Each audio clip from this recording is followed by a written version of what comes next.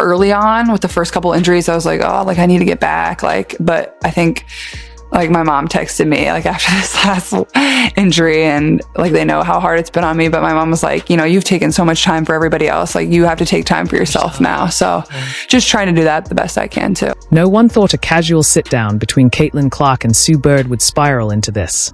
1 minute, they are swapping basketball stories.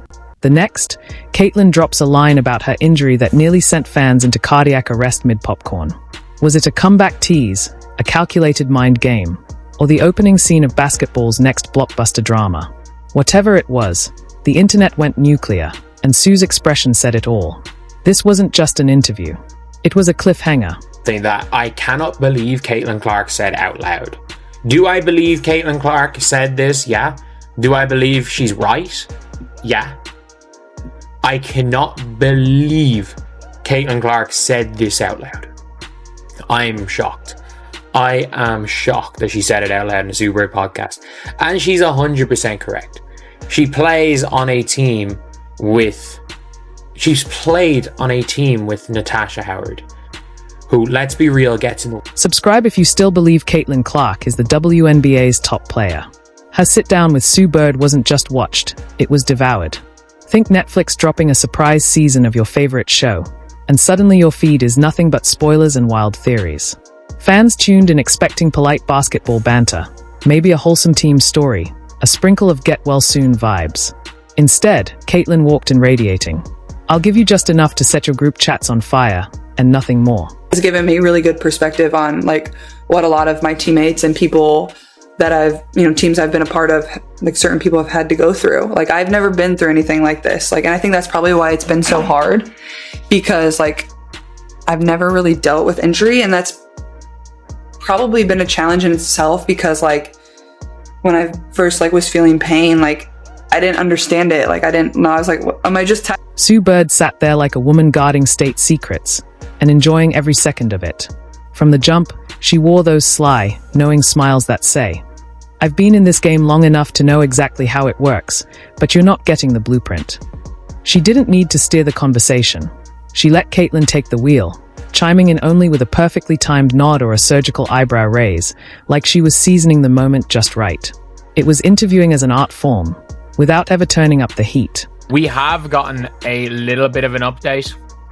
A little bit of an update here from Chloe Peterson, who is probably the main journalist involved with the Indiana Fever. And realistically, this is not an ideal scenario for anyone, but it's an update. And look, to say that she doesn't have any extra information is wrong. She 1,000,000% has extra. Caitlin, she showed up armed with answers so precise in their vagueness they could win gold in the Olympic dodge. She walked us through her injury saga, starting with a quadriceps strain, annoying but manageable, until it teamed up with a groin injury like they were forming the Avengers of irritating setbacks. Just when she thought she'd beaten the final boss, bam, another groin injury. Because in the WNBA, injuries don't do closure. They follow soap opera rules. Just when you think the villain's gone, they crash the season finale. The logo 3, as we know it today, like came when you got to college, got stronger, got to college. But you were like, but I always had to step back. I did always have to step back. So like, where does that come from? Like, were you mimicking? Did it just come naturally? I think it just like kind of came naturally. I don't know. It's kind of hard to put my finger on. Honestly, I grew up like a basketball junkie. So I think like, even if you're not like intentionally like watching and like paying attention, like osmosis. You're just like absorbing what you're consuming. She didn't dramatize it. She didn't have to. The timeline spoke for itself. This was her first real sentence in injury jail, and every second looked like torture. Imagine being hardwired for constant competition, then told to sit quietly and watch. That's like asking a Ferrari to take up knitting. Her rehab days sounded like a revolving door of hope and frustration. Some mornings she's mentally sprinting, convinced she's one good stretch from game ready. Other days her body smirks and says, cute, but you live here now. Disney movies, sports psych sessions. Caitlin Clark might have just invented the cozy girl athlete aesthetic.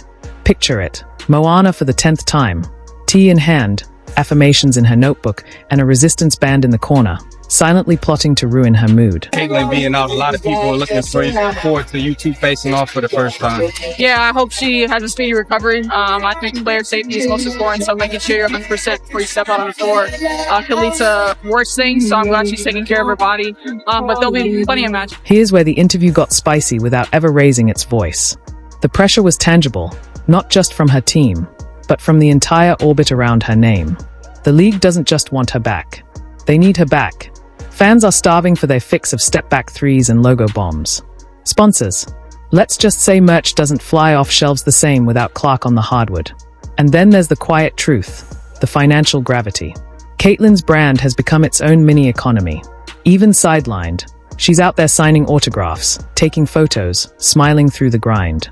But that pace, not built for forever. Somewhere in her mind, she knows her absence isn't just a sports headline, it's a business story. Sue Bird, to her credit, played it cool, letting the tension breathe. And, of course, the moment the internet was really waiting for, the comeback clock. Is Caitlin Clark about to shock the world and suit up next week? Or are we all strapped in for a slow burn suspense saga? They can do, and I'd say it's very much kept under wraps what's going on with Caitlin Clark. But let's take a listen right here. As we start to answer some questions. First question comes from Krista, who asked this, and she follows up, to your knowledge, is Caitlin practicing with the team at all yet? And just in case anybody's listening to this only, Chloe, do you have any updates whatsoever on Caitlin Clark's health status? The most I know is, what's already been reported in the sense of she's been running up and down full speed. Caitlin's answer was so precise in its mystery. You'd think she'd taken a master class in keeping the world guessing. No date, no specifics, just enough breadcrumbs to make you think mid to late August while slyly hinting at an earlier shocker. The Fever are clearly on the better safe than sorry plan, playing the long game, because rushing a star back from injury is the sport's equivalent of microwaving steak. Sure, it's quicker, but everyone's going to regret it. Then came the twist, the emotional gut punch. Caitlin shared what her mom told her. She's not wired for quiet returns. When she comes back, it's going to be loud. First possession she touches the ball, the arena will go feral. Commentators will have their "she's back" lines locked and loaded. And Twitter, expect it to collapse for a solid 15 minutes. Now, 64% of the WNBA is black. Caitlin Clark comes in and is immediately the biggest star in the league. Immediately. And merchandising in every other way. Apparently, there's some jealousy that might be manifesting itself into physical inappropriate. Sue Bird knew it. That little glint in her eye said, I know exactly how this comeback plays out, and you're all going to lose your minds. She's been there herself, riding the hype machine without letting it consume her. The beauty of this interview was in what it didn't give away. No full answers, just teasers. Possibilities dangled like bait. Enough for the headlines, but the real story? Saved for the encore. That's how you keep a fan base hooked, not with closure, but with the promise of chaos lurking around the corner. And when Caitlin Clark steps back onto the hardwood, somewhere in her head she'll be thinking, told you I'd be back. Her injury saga has spawned an entire subculture of speculation. Like March Madness had a baby with a conspiracy theory subreddit. People can say what they want, but there's not a player in the WNBA that impacts their team more than Caitlin Clark and has the responsibility that Caitlin Clark has for their team. When we talk about an engine, when we talk about passing, scoring, facilitating, gravity on the basketball court, when we talk about all these different things and all these different patterns, that the way that she plays and the way that she gets her spots and her movement on the court, and she plays the game with a unique rhythm. You've got the she's secretly already healthy and just waiting for the perfect TV ratings moment crowd. These are the folks tracking her grocery store runs, cross-referencing the number of steps from her car to the door with projected recovery timelines. If she grabs a gallon of milk without flinching, boom, instant 12-minute YouTube breakdown. Then there's the she's done for the season pessimists, acting like Caitlin filmed the interview from a hospital bed hooked up to life support. They freeze frame her every movement. See that tiny twitch? Yeah, she's not back until 2026. These are the people who could turn a sneeze into a press release. And caught in the middle are the casual fans who clicked expecting two legends having a friendly chat, and left feeling like they'd just watched the basketball version of Inception. 2 weeks later, they are still staring into space, wondering if Sue Bird's smirk at minute 7 meant early September or don't even ask until Christmas.